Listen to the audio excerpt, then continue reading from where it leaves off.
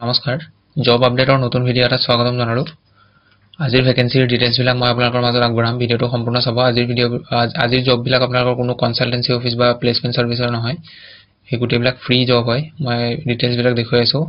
প্ৰথমটো vacancy directorate of সেৰিকালচাৰ আসামৰ পৰা আহিছে পোষ্ট আহিছে মাষ্টাৰ ৱেভাৰ্ছ আৰু ৰিলাৰ্ছৰ ভ্যাকেন্সি ইয়াতে টোটাল 3টা আছে 8 পাস কৰা হলে বা এবভ যদি হয় এপ্লাই কৰিব পাৰে 2 to 3 ইয়াৰ্ছৰ এক্সপেৰিয়েন্স বিচাৰিছে আৰু যদি টিচিং স্কিল আছে তেতিয়া হলে আপোনালোকৰ তেওঁলোকে প্ৰিফাৰেন্স দিব পাৰে স্যালাৰি ইয়াতে 21000 টকা পাৰ মান্থ দিয়া হ'ব এজ লিমিট 21 বছৰ মিনিমাম 21 বছৰ হ'ব লাগিব আৰু সিলেকশন প্ৰসিডিউৰ আপোনালোকৰ কেনেকৈ হ'ব চাই লওক আপোনালোকে ডাইৰেক্ট ৱাক ইন ইন্টাৰভিউ যাব লাগিব আপোনালোকৰ ইন্টাৰভিউ হ'ব 30 তাৰিখে মে 30 তাৰিখ ৰাতিপুৱা 11টা বজাৰ পৰা ইন্টাৰভিউ ষ্টাৰ্ট হ'ব যেটো এড্ৰেছ দিয়া আছে সেই এড্ৰেছটো আপোনালোকৰ directorate of সেৰিকালচাৰ Assam ৰেশম Nagar Khanapara Guwahati interview দিব যোৱাৰ সময়ত আপোনালোকে কি বস্তু লৈ যাব লাগিব ইয়াত দিয়া আছে আইডেন্টিফিকেশন এজ আৰু এড্ৰেছ প্ৰুফ আধাৰ পান স্কুল সাৰ্টিফিকেট যি আছে লৈ যাব পাসপোৰ্ট সাইজ ফটো ল'ব 2 কপি আৰু যিবোৰ এডুকেশনাল কোৱালিফিকেশন সাৰ্টিফিকেট আছে সেইখিনি ল'ব আৰু যদি কিবা এক্সপেৰিয়েন্স সাৰ্টিফিকেট আছে সেইখিনি লৈ ল'ব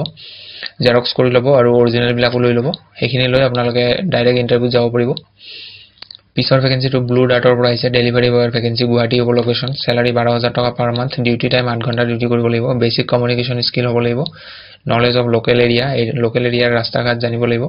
মানে জনা হ'ব লাগিব টু হুইলাৰ আৰু ড্ৰাইভিং লাইসেন্স লাগিব নিজৰ যদি আছে প্ৰিফাৰেন্স দিব ইয়াত প্ৰিফাৰ্ড বুলি দিয়া আছে যদি ইন্টাৰেষ্টেড হয় দুটা নাম্বাৰ দিয়া আছে নাম্বাৰ দুটাত আপোনালোকে ফোন কৰি ল'ব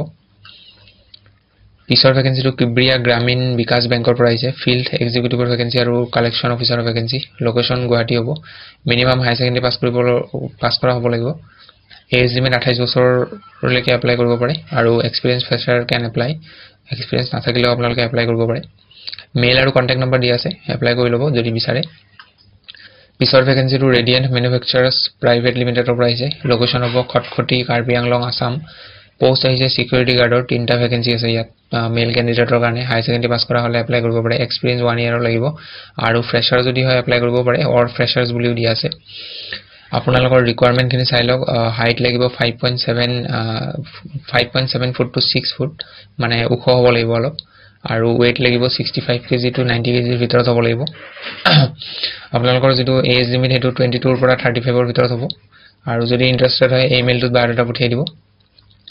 পিছৰ ভ্যাকেন্সি বন্ধন বেংকৰ পৰা আহিছে ডাইৰেক্ট সেলস এক্সিকিউটিভৰ ভ্যাকেন্সি কোৱালিফিকেশন গ্ৰেজুৱেচন কৰা হ'ব লাগিব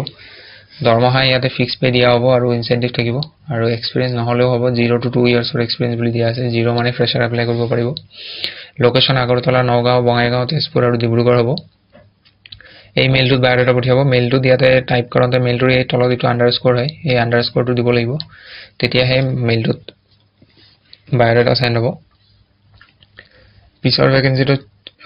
ইনভেষ্টমেন্ট ফাইনেন্স কৰ্পোৰেচন লিমিটেড চোলামাণ্ডালামৰ পৰা আহিছে